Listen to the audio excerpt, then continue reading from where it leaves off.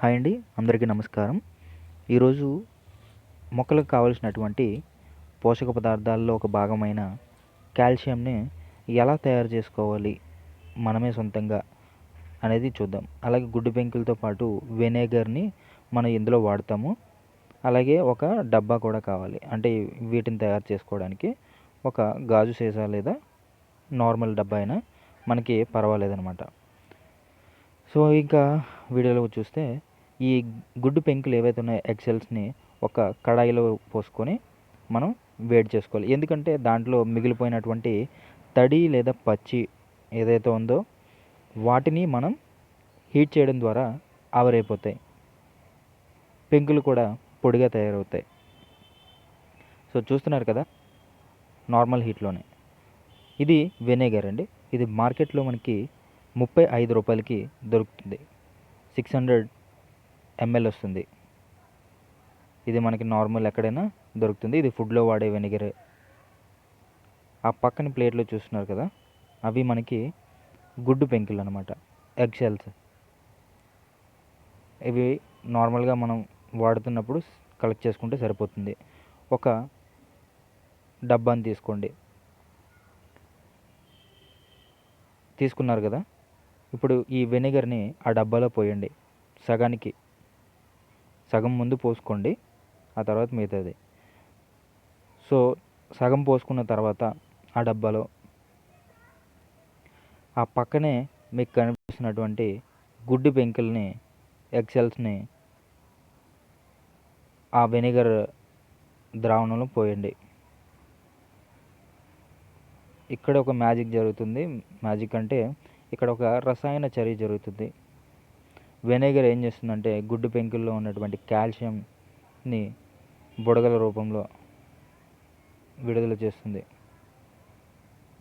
So ఇవి గుడ్డు పెంకుల్ని మనం ఎప్పుడైతే వెనిగర్లో వేసామో అప్పుడు మీరు చూడొచ్చు, బుడగలు అనేవి పైకి రావడం జరుగుతుంది. సో కొంచెం వేసుకున్న తర్వాత మిగిలిన ఈ వెనిగర్ని మొత్తం పోసేయండి. పోసుకున్నారు కదా, ఇప్పుడు మరి కొంచెం గుడ్డు పెంకుల్ని అందులో పోయండి. మీరు లోపల నుంచి బుడగలు రావడం గమనిస్తున్నారా?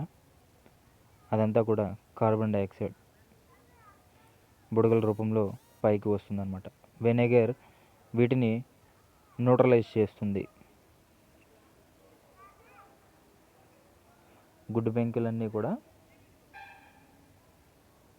అందులో పోసుకున్నాక మీరు గమనించవచ్చు బుడగలు రావడాన్ని. దీన్ని మనం ఏం చేయాలంటే 3 days వరకు ఆ బుడగలు పోయే వరకు కూడా ఎండ తగలలేని ప్రదేశంలో మనం దీన్ని స్టోర్ చేసుకోవాలి. మీరు ఇప్పుడు క్లియర్గా చూడొచ్చు బుడగలు రావడాన్ని. దీన్ని ఎలా వాడాలి అనే దాని గురించి ఇప్పుడు చెప్తాను. జనరల్గా మొక్కలకి పూత పిందే దశలో మాత్రమే దీన్ని మనం వాడాలి. ఎంత వాడాలి? 1 లీటర్కి 1 ml, మ్యాక్స్ 2 ml చొప్పుని స్ప్రే చేసుకోవచ్చు, లేదా డైరెక్ట్గా మొక్కల మొదలని పోసుకోవచ్చు. ముఖ్య గమనిక ఏంటంటే ఇది పూత పిందె దశలో మాత్రమే దీన్ని ఉపయోగించాలి. చూస్తున్నారు కదండి, అలా బుడగలు వస్తున్న దానిపైన పేపర్ పెట్టాలి. మనం డైరెక్ట్గా మూతనైతే పెట్టకూడదు, ఎందుకంటే గ్యాస్ రిలీజ్ అవుతుంది కదా, దానివల్ల మళ్ళీ మనం మూత తీస్తే అది పైకి తన్నేసే ప్రమాదం ఉంది. అందుకని దాన్ని ఒక పేపర్ పెట్టి 3 daysని మనం స్టోర్ చేసుకుని 3 days తర్వాత మనం దాన్ని వాడుకోవచ్చు. మళ్ళీ చెప్తున్నాను, ఇది పూత పిందె దశలో ఉండే మొక్కలకు మాత్రమే వాడాలి. అలా కాకుండా స్టార్టింగ్ స్టేజ్లో పూత పిందె దశలో లేని మొక్కలకు వాడినట్లయితే వాటి ఎదుగుదల అనేది ఆగిపోతుంది. సో దయచేసి ముఖ్య గమనిక అందరూ గమనించాలి. దీన్ని 3 days తర్వాత లీటర్ నీటిలో 1 ml కలిపి పూత పిందె ఉన్న దశలో మొక్కలకి స్ప్రే చేయండి, లేదా మొక్కలకి మొదలని పోయండి.